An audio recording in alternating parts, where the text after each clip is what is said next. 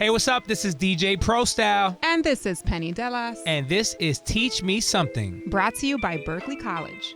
Well, welcome back to Teach Me We are Something back, baby. Pod. Penny, hold on, Penny, because you do such a great job of these scripts and things, Yes, and you're that we so never read. Penny is so prepared all the time. Okay, so I don't want to patronize actually me. read the script that you sent me today. All right. So go. you already know what this is. Welcome Yep. back to Teach Me Something, where knowledge meets hustle. I'm your man Prostyle, and Penny's here. You already know. Wow. No, you have to read intro? it. No, you're not supposed to. You're supposed to say, and today's guest is a testament to what happens when passion meets preparation. That's right. All right. So you just read it. Yeah, I read your. Well, you All know, right. So you from didn't navigating follow the worlds prompter. of music finance Yes. to redefining artist relations, Javon Parker from Sony Music Entertainment is here, which happens to be a Berkeley College alumnus. We are Yes. so excited to have you here today with us. Thank you. Wow, you just said a mouthful. What an intro. Thank you for having me. That was probably our greatest intro so far since we've started this thing. Because you Thank read you. the script. Because I read your script. Your script is just amazing. Also, You know? it came from a friend. Yeah. Yes, it did. So what's up? Hey, Penny girl, how you That's doing? it. He read the first part. He's like, okay, so now what? let me go to the next page. Sorry. Javon, okay, Yeah, it's all so about you. We've Yeah. been reminiscing for the past 20 minutes before Absolutely. starting and reminiscing about our days in student government Mhm. and all the jazz at Berkeley College. So take the listeners back. How did your journey at Berkeley College begin? Ooh, that is almost 10 years ago, actually. Yes. I started Berkeley College in 2016. Mm. I went as an international business major, summa cum laude, by the way. But yes, I knew I wanted to go to college. I just didn't know which campus of Berkeley. They came to my high school to do the interviews and to enlist people to go enroll in the campus. But then I saw like this beautiful, like churchy campus. So it had like a cathedral window. And I was just like, that's the campus I want to go to. And from there, I just wound up making connections. Most of why I'm here today is because of student development and campus life. They, under the tutelage of Dr. Dallas Reed and countless others, I wind up making so many different connections and getting a lot of skills that I carried with me into my work life. That's beautiful. Thank you. I love it. Okay, I'm going to jump off script a little bit. Mhm. But what's your fondest memory? Ooh. My fondest memory. Yeah, let's get into the fun of it. Yeah. Yeah. Well, a lot of people, if you don't know, I was the SGA president for the Woodland Park campus. So a lot of times it's just like meeting up with the other fellow students and us just talking about how we can make a change in a better, outlook on our community and our campuses. Yeah, I love it. That's how we met. That's how we Because met. we had different SGA representatives from every campus, Mhm. and we would do networking events 4 times a year. Ooh. I know, it was 4 so much. times a year, It was yes. 4 times a year, plus the conferences we were Those talking AFCA about. conferences, AFCA baby. Yeah, APCA. It was a riot. Pro missed all of the stories. I did. But that's Yeah. why I'm here to catch up on them. Yeah, so they had this conference where they would take all of the Student Government Association leaders to, and it was 3 days. It was 3 days. 3 days, and we would go into professional development workshops, and then we would go to see a Broadway show and have dinner. Maybe some of us skipped those, but we would do that, and then we would have to bring back to each campus our takeaways from that and provide development to the other It was students. an all-expense paid vacation. That's what it sounds like. Like that's great Right homework. in Midtown, so it was fun. Now I love how so you've gotten into obviously the music, right? Absolutely. The music side thing, and this is great too because when people bring up music, you kind of think like if you're into music, oh, are you an artist or stuff? When Right. there's so many other lanes of Correct. music, and there's so many lanes that you actually cover. I'm looking here, obviously from A&R into marketing, artist relations, and finance. Where did you find your passion? How did you get into this? Okay, so just a mini story time. It was actually Penny who actually got me into the Stop. music industry because I remember our last day of college. influencer. We had an SGA like party for all of the graduates, and Penny was just like, "You have to work. You have to work it here, and I'll drive you home." So on the ride home, Penny was telling me about what she used to do, her profession in like the media or entertainment industry. And I was just kind of getting discouraged for myself because I'm like, wow, I have none of this stuff. She was like, stop it. You're going to do it. you can do all of this things. Just, now just apply these skills, these transferable skills into actual life. And that carry with me every day. Stop. I have I goosebumps. kid you not. I Yeah. remember that conversation. Mhm. That was late night. It was were late leaving night. We Campus. was leaving campus. Cleaned up. We cleaned the whole thing up. It was like a grad party Mhm. that we did, which we had to pitch the whole business proposal to SDCL to get it done. Yes.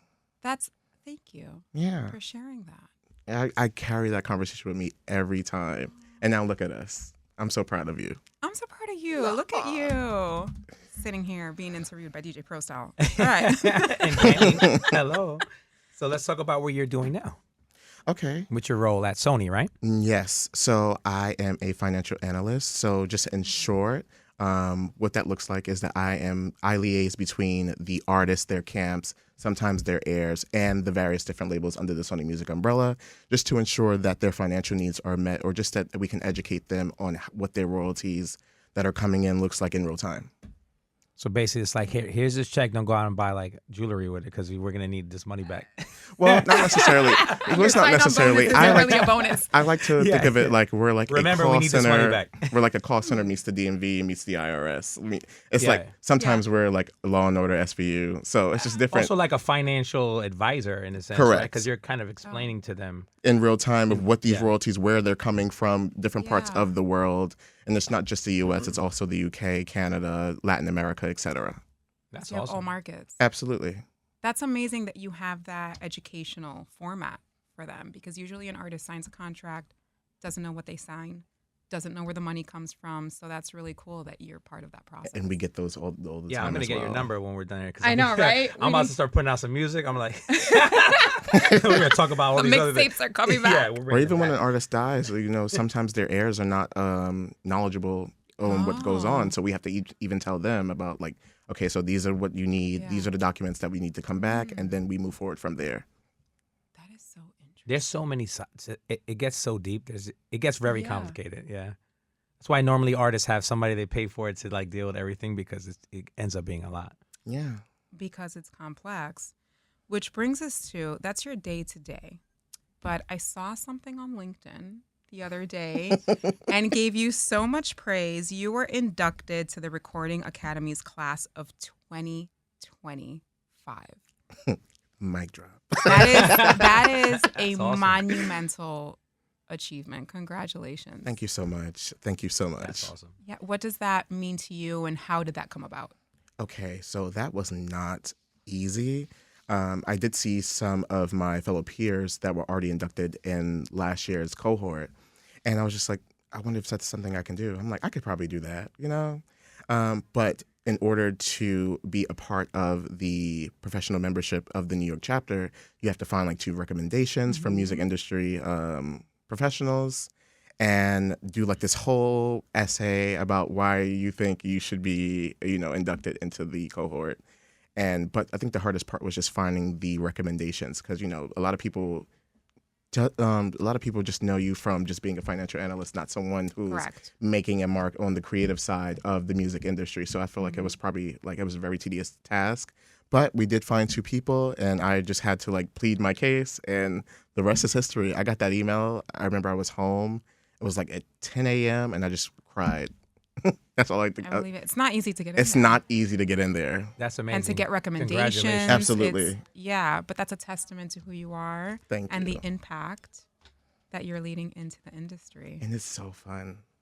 It's so fun getting to see all of my the new cohorts that work in the building, because everyone just came to the jobs and said, "Oh my gosh, we got in." So it was really, really fun to see everyone, rejoice in their in their announcements Yeah. that they got in. Yeah, it was really, really nice.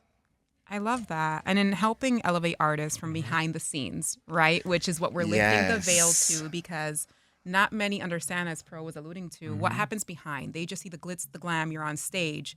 But there's a team of 30 plus people back there Absolutely. that make everything work. So what advice would you give a talent that's just starting out? So it's funny that you mentioned that, because not outside of my day-to-day at Sony, I'm also a manager for, this group that is up and coming. So I usually just tell them, research your market, but do not copy, do not imitate.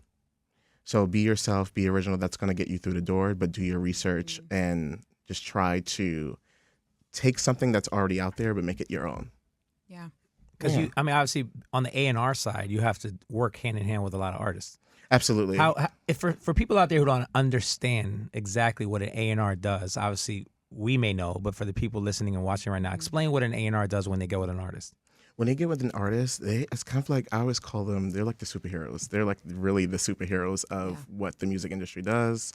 Not only are they just developing them as an artist, they're the ones that are pretty much are like the coaches on the side. They're giving them the advice. They're making sure that their image looks great. They're making sure that they are, trained in PR. There's many different product development. Product development. They wear many different hats. So just to say what an A&R does is kind of difficult, but it's not one exact thing. It's not one exact thing. They're a jack of all trades. They wear many hats. Yeah. But all to say is that if you have a right A&R team, your artist, or if you're a producer, you will flourish. That's so important because having the right, and that he said something, he hit around the money. Having a good A&R, because sometimes I hear about horror stories where the artists get it's a conflict almost, because an A&R actually almost dictates to a certain extent. An artist will make records and assume immediately this is it. It's gonna go. Then an A&R, before it could even get past that first stage, could come in and say we need. And with talking about that, with the trends and with everything constantly evolving and changing, how do you stay on top of that with artists that you're working with? With trends, we tend to not follow trends. We follow trends as far as when we're getting our media out, as far as what the algorithm is looking for. However, if it's something, I always tell people, if it's within your heart, follow your heart. The music, follow your heart, because that's what's going to resonate with the people.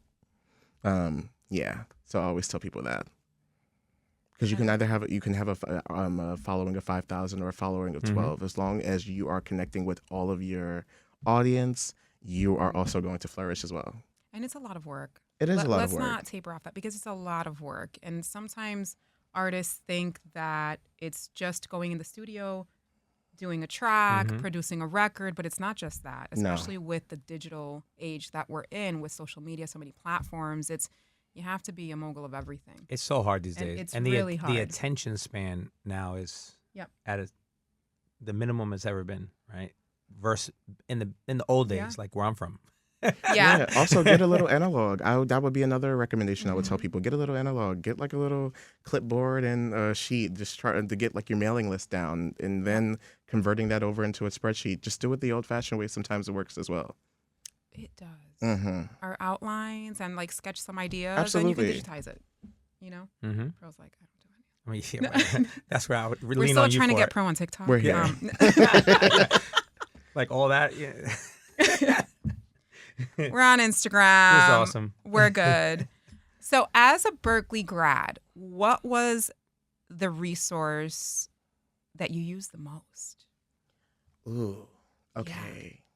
Yeah. I know there's many. Yes. I'm not sure if I got the name right, so correct me if I'm wrong, but I believe there's a website called Career Shift. Yes. Okay, I did have For it career right. services. Yes. So career services, I used them a lot outside of graduating from Berkeley, because this was during the time I didn't have any type of resources outside of Berkeley College just to find a job, because this was right in the middle of COVID. We hit COVID. Oh, wow. Everybody was working from home. Yeah. So Career Shift was my saving grace. Yeah. I found all of the essential jobs that were working there, and I was just busting my hump, just getting more transferable skills while also taking a certificate course at NYU. I remember. Yes. And this is something that Berkeley offered, you're saying, right?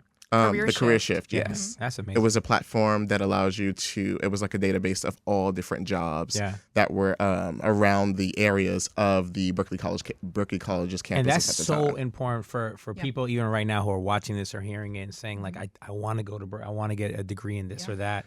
But at the same time, I do have to work, and I have to, people have obligations and things they have to take care of, right? So that's amazing. Absolutely. Yeah. What's good about Career Services is it is a resource that's open to students and alums. So you have it for the duration of your life, or however long Berkeley's open for. But career shift, who was your career counselor? That would be Ronald Subia. Shout out to Ron Subia. He was my career counselor too. And he would give us homework. Like, Absolutely. okay, you have to have 10 places you want to apply every week.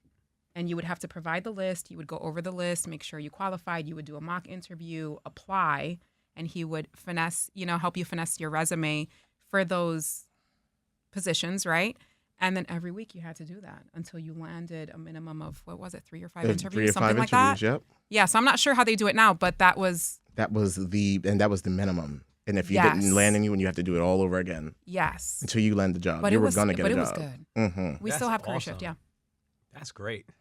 It was really, really good. Honestly, I still have my ID with me, right? I still your carry student that, ID? Yes, I carry that with me everywhere. Because it's a reminder. It's just like you never know. You never know if you're ever going to come back, but it teaches like where you came from. So I always keep it with me as a reminder. I love that. Everywhere I go, I bump into someone that went to Berkeley. The music industry is filled with Berkeley College. Really? Yes, it really is. Spotify, YouTube. Yep. Yep. Berkeley College is everywhere. That's wonderful. So we do something because we're speaking about nostalgia and our Berkeley journey. So we have this track of momentum where we ask our students, if you could describe what Berkeley College means to you in one word, what would that be? So on the pod, we flip it to ask if you could describe what your legacy would be in one word. What word would that be? I know you're thinking about the Berkeley word, so you can go with that first if you want. The wheels were turning, Javon. The wheels were turning. Oh, I'm like, that's a great question. So Yeah. if I could think about my legacy. Yeah. Ooh. In one word. In one word. That's honestly difficult. It's tough, right? That's tough. She should have texted you this right before you got Yeah. He had the script. I did send you the script. No, and listen, I practiced on the way on the train and everything. I was just like, But I would say unforgettable. Oh, that's a good. We haven't had that. No words have been repeated. Nobody, yeah. Yeah. I love that. Yeah, because I can promise you, not to like toot my own horn or whatever, but I can probably step back on that campus and everyone will just be like, oh my gosh, I can be recognized. And not just because, of just what I'm doing in the entertainment industry, but because of the impact that I had touched on those children's lives. I remember sometimes like the kids would come into student development and just like, you've turned my day around. That's awesome. And so, I think that would be my word. My legacy was unforgettable. Do you still mentor? Yes. Beautiful. Absolutely, yes. So a part of Sony, we have a tag group, which is Out Loud, which is our LGBTQ group. Mm-hmm. We're getting ready to start a Big Little with with a local high school in New York City. So That's I'll beautiful. be looking forward to going ahead to mentor these young high school kids and to usher them into college and through the industry. Well, it kind of answers the next question. I was going to say, so what's next for you? Like, what do you have? What is your ultimate goal?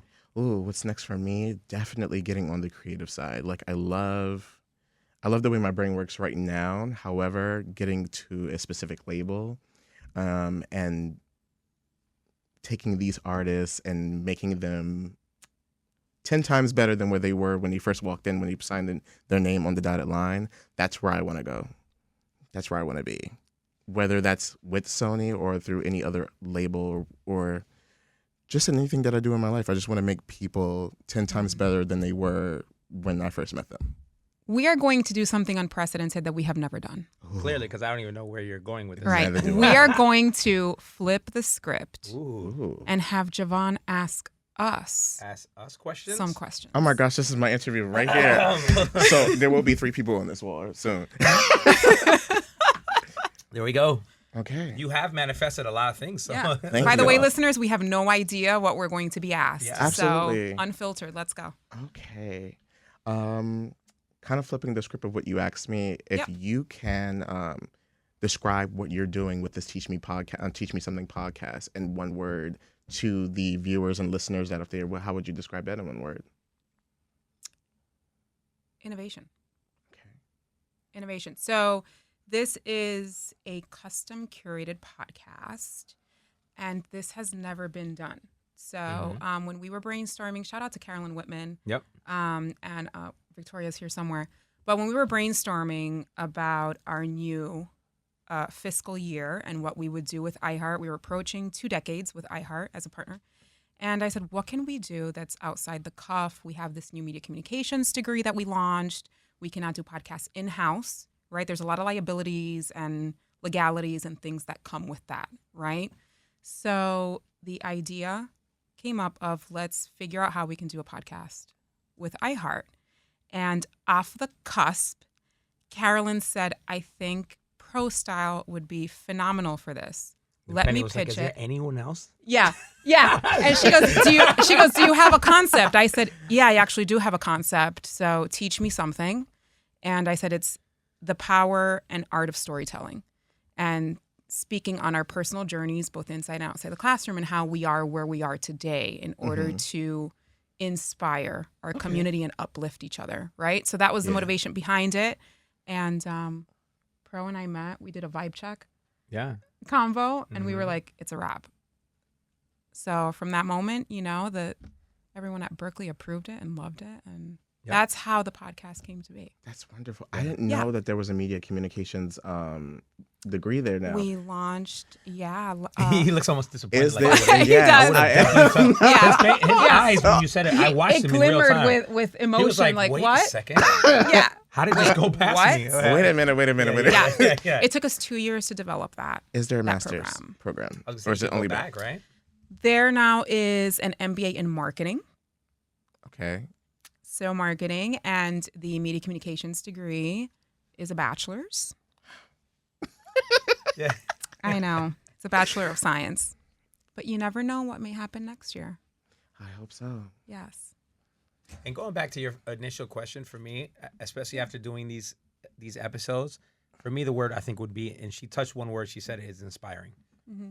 That's the word. I think that's, for me, that's what I hope everyone gets out of this. Some sort of inspiration in whatever they're doing to push through and to either keep them on the path they're on and further them in that, or maybe just people who are not on the path because they haven't figured out what path they want to be on. Maybe this opens that door. I like that. Inspire to innovate. Innovate your life, those around you. Be the change. Yeah. Aspire to inspire. There you go. See, I said that earlier. That's what we do. That's really, really good. Okay. See, you're now you're in charge. See, right it's now.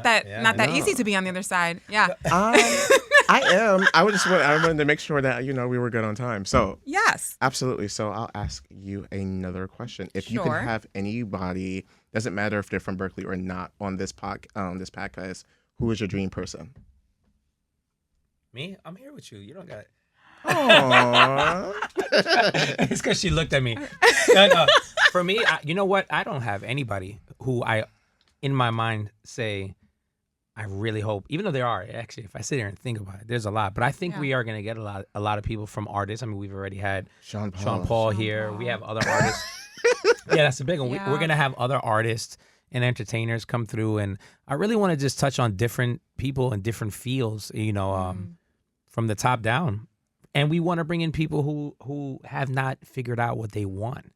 Yep. And I think those are going to be great conversations to talk to somebody who has no idea yet. They're kind of like almost lost and trying to figure it out. And hopefully on this podcast, we can figure it out together. Yep. And then come back later and see how that went in real time. And I think something like that would be the ultimate. Yeah. I don't have a specific person.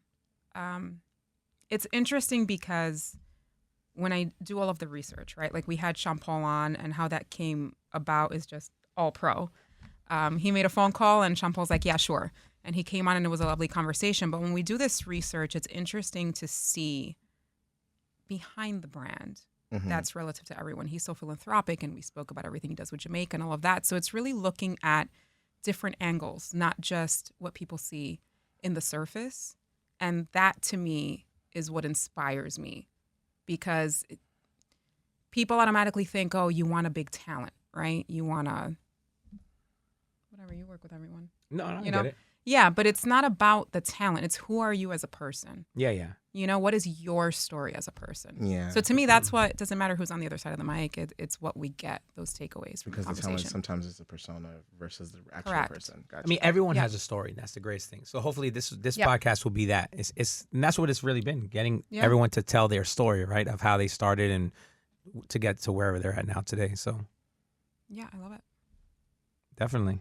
I love how we just keep looking at Javon for the next question. The next one. We got time for one. I think we have time for another one question. more. One more. Yeah. Let's say this is your last question. What would it be? Absolutely. Okay.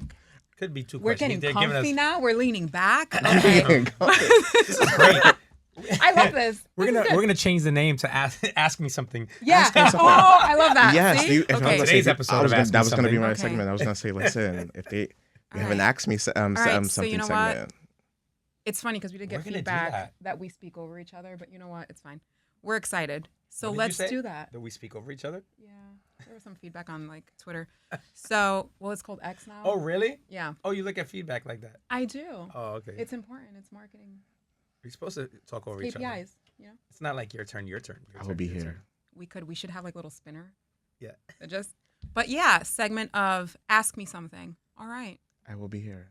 Okay. I will ask you something. Okay. Listen, I was going to say, anytime you need me, I will be here. I work right down the We street. have so many sick days. Yeah, absolutely. So what's your last question? Okay, so my last question will be, I was going to say, what's your favorite off-camera moments that you two can share with each other? Through this podcast? This experience? Your favorite candid moment? There's a couple. I know what Pearl's going to say. No, what? Does that do with your name or something? What is oh my God, I didn't even think about that one. We have so many jokes. So we said the yes or no.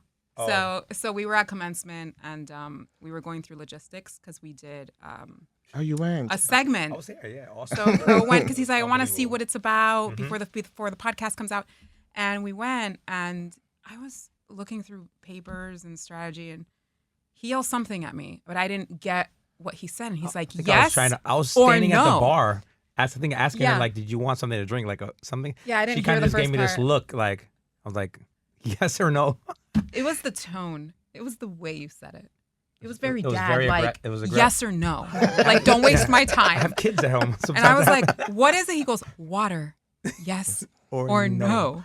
Yeah, I have kids and a wife. But yeah, so now we Getting use the answers sometimes is just kind of difficult. But now we use that on a daily. So we may just do a segment, yes or no, rapid fire in this Yes podcast. or no. Yes or no. Was that the video of you at in the Prudential Center with the mic? Yes. Them letting everybody know that this was going to happen? Yes. Yeah, it was a lot of fun. Is that your moment? Yeah, I'll go with that one. All right. I think for me the moments are like almost the off-camera stuff. That's why I'm always like start recording. Yeah. Start recording. But we have so many. Yeah. We mess with our names. Because I don't want, we want to have fun too on the podcast, and we want everyone hopefully listening to laugh here and there, not only to be entertained and educated and everything. Yeah. Well, thank you to my guests, Penny and DJ Prostyle. Thank you for having us. This was Whenever you need us, exciting. we are here. Absolutely. This has been Teach Me Something starring Javon. Thank you very much. Thank you so much. Love it. Till next time. Bye, guys. Hey, thanks for listening. Tune in next week for an all new episode of Teach Me Something. brought to you by Berkeley College.